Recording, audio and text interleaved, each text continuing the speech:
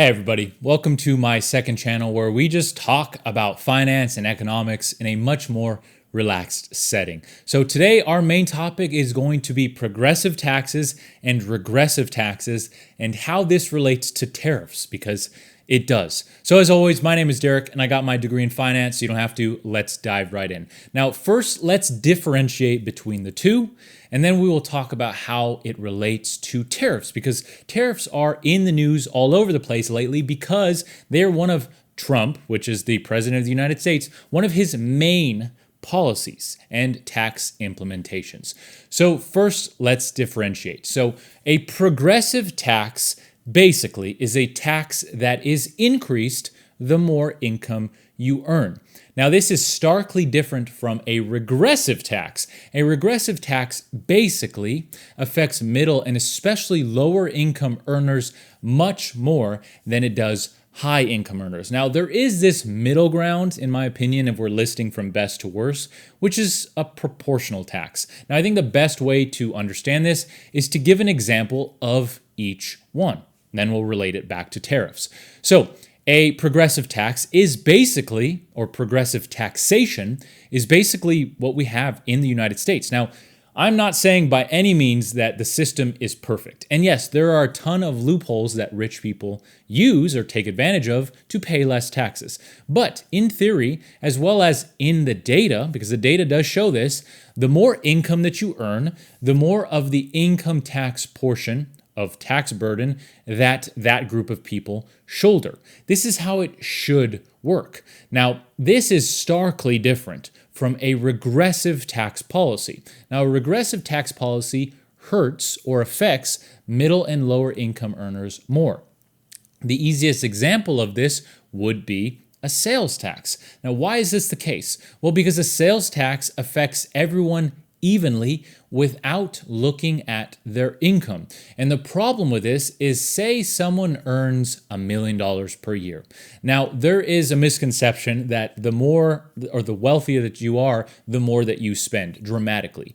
You do spend more, but when it's a percentage of your income, it's much less than a lower income earner. So let's say somebody spends $1 million per year, and let's say they have a fantastic life. Let's say somebody earns $1 million per year. Let's say they have a fantastic life and they spend $200,000 per year. A sales tax, let's say, is 10% of this, okay? That means that this high income earner is going to be taxed 10% on 20% of their income that they spend. The rest will be invested, etc., or saved. Okay, now let's compare that to a lower income earner. Let's say somebody makes really low income, $10,000 per year. And just to barely get by, they have to spend all $10,000, right? Naturally. Now, they are going to be taxed 10% on the sales tax on 100% of their income. That is why it's known as a regressive tax system, because it hurts or it taxes the lower income earning class the most. This is not the tax system that we want to implement. Now, there's also this middle ground, I guess. In my opinion, if you're rating them from best to worst, there's a middle ground, and this is known as proportional taxation. Now, the easiest example would be property taxes. So let's say you live in, California, Delaware, it doesn't really matter. Let's say you live somewhere, and let's say you have a 1% property tax. Proportional taxation means that it doesn't matter if you earn $100,000 per year, $1 million per year, or if you're a low income earner and you earn $10,000 or $20,000 per year, you are going to be taxed the exact same so long that you live in the same priced home. And of course, rich people might live in nicer homes. But on average, if you are even with the price of your home, you're going to be taxed the exact same rate. Now, this again does not look into your income. And again, it does directly, I keep saying harm, because at the end of the day, taxation, unless you're earning enough to cover your living expenses, is a harm. It does harm or tax the middle and lower income earning class more than the wealthy income earning class. So how does this all relate to tariffs? Well, I don't really have a problem with tariffs as an idea or as a policy. Where I have a problem is in the implementation or proposed implementation with the current administration. Tariffs in the global economy that we live in should be used as a scalpel to protect domestic industry only when absolutely required. It should not be used as a blanket policy or, even worse, as a tax generation policy or scheme. Now, I know that the argument is that before 1913, the entire country was funded through tariffs, and that is true. Here's the thing, though. Unless you were the Great Gatsby, as an average everyday American, you were not living a great life during that time period. Why? Well, because there were no safety nets, there were no economic safety nets. Basically, if you fell off the economic ladder, you were screwed. Nowadays, the government is much larger, primarily because of these safety nets like Social Security when you retire, as well as disability, as well as unemployment, etc., etc. So, of course, naturally, the government's bill has gotten a lot larger and cannot be funded primarily through tariffs anymore, not to mention that the economy is much more globally connected. So, tariffs, when implemented in a blanket fashion, 10% blanket tariffs across the board like Trump has implemented, or his even higher reciprocal tariffs, which weren't actually reciprocal tariffs, that were implemented for less than 24 hours and then paused for 90 days, and now we don't know if they're going to be implemented or not. These tariffs are basically a regressive tax with extra steps. They affect the middle and lower income earning class more. Why? Well, again, for that same exact reason, because they essentially just become a consumption or a sales tax through higher prices, through inflation. Because if companies have to spend 10, 20, 30, 40% more for cost of goods sold, they're not going to shoulder that. They're going to pass it on to consumers. And in some instances, they can't even shoulder it, even if they wanted to, because their profit margins are running at lower than that. And lower income earners and middle America tends to buy a lot of stuff from these companies like Amazon, like Walmart, like Target, where a majority of their goods are from overseas. So what you end up with, again, is basically a regressive tax where if someone makes $75,000 a year and they have a family of three, right, a wife and two kids, or a husband and two kids, whoever the breadwinner is, they have to spend a massively larger portion of their earnings compared to someone who makes $1 million a year, spends $100, $200, $300 even, $400,000 of their income, lives a fantastically amazing life, but the tariffs aren't going to affect them as much because the percentage of their income that they're spending is much less, even though the dollar amount is more. The family earning $75,000 a year, they might have to spend 60, 65. Some people are living paycheck to paycheck. In fact, a large portion of America is living paycheck to paycheck. They have to spend all of it. So they're spending 100% of their income or close to it, and they're being taxed through inflation on the bulk or all of their income.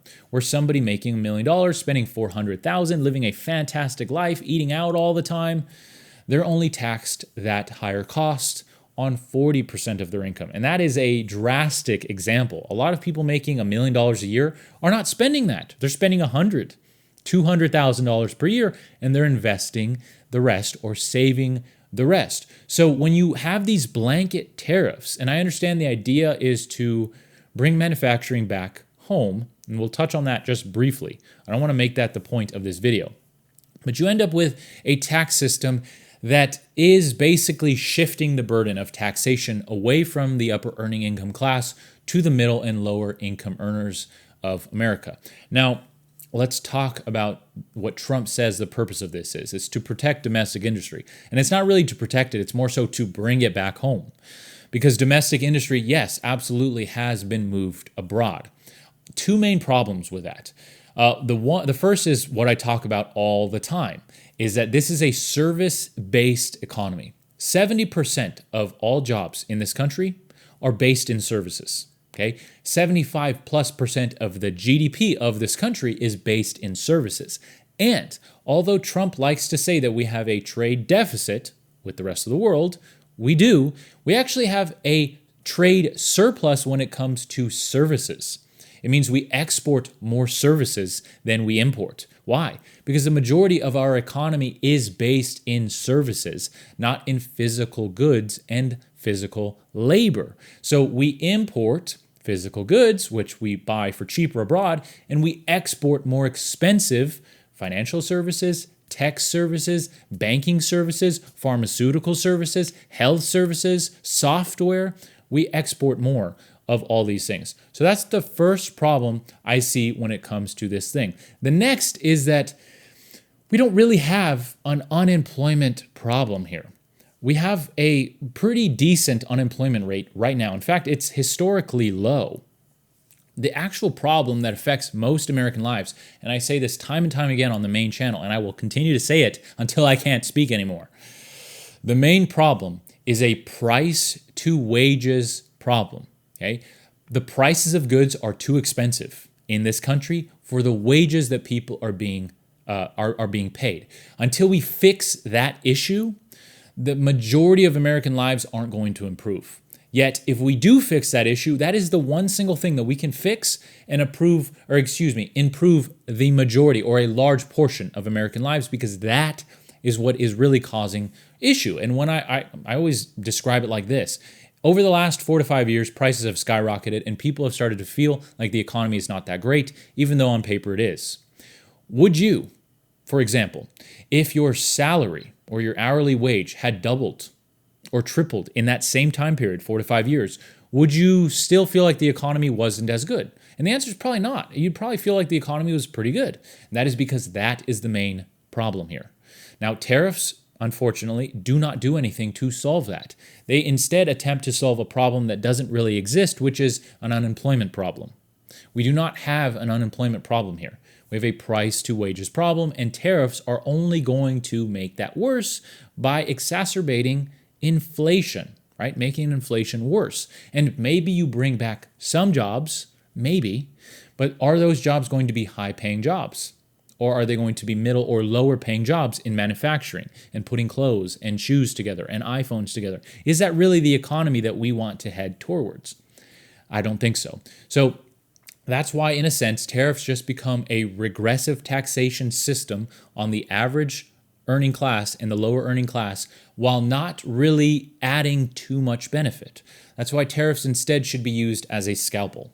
Instead, Trump uses them as a hammer. So yes, I've gone on record many times saying I don't really like Trump's economic policies, mostly because they don't seem to solve the root cause of the issue. Now, I've also gone on record on the main channel saying I do like his tax ideas, mostly when it comes to no taxes on tips, unemployment, Social Security, lowering taxes on $150,000 of income and below, or eliminating income taxes.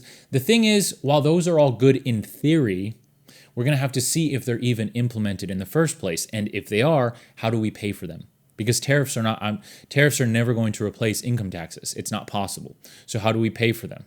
Right? Do we pay for them with deficit spending?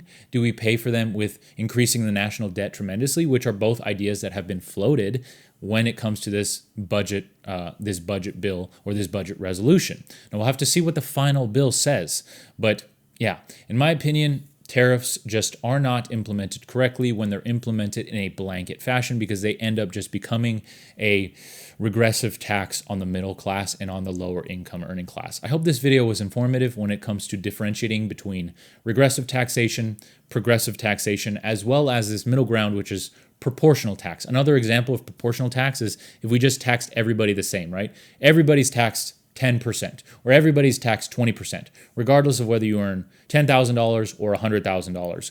That's a little better, but it's still not as good as progressive taxation, because the person earning $10,000 is probably barely getting by, and now they're going to have to spend $2,000 in taxes, where the person making $100,000 a year is doing much better. And the person making $1 million a year and being taxed only $200,000 is doing even better. So that's why this middle ground proportional tax is probably not the way to go either. We just need to fix the tax system, and we also need to fix the wage to price discrepancy that we have in this country. Again, I hope this video was informative when it comes to that. If you like this more relaxed conversation style when it comes to world economics, investing, finance, personal finance, then you are in the right place. I'm going to try to do these videos weekly, maybe every other week, depending on the news that we have coming out. Obviously, I want to give you guys value. So if there's nothing to report, well, then there's nothing to report. With that said, on my main channel, it's much more edited. So if you like edited videos, much more to the point, and those are weekly videos. So feel free to check that out. Just my name, Derek Polishek. With that said, please consider subscribing if this was informative, helps the channel out tremendously. And I hope to see you around for the next video. Until then, I hope you have a fantastic rest of your day, and I'll see you in the next one.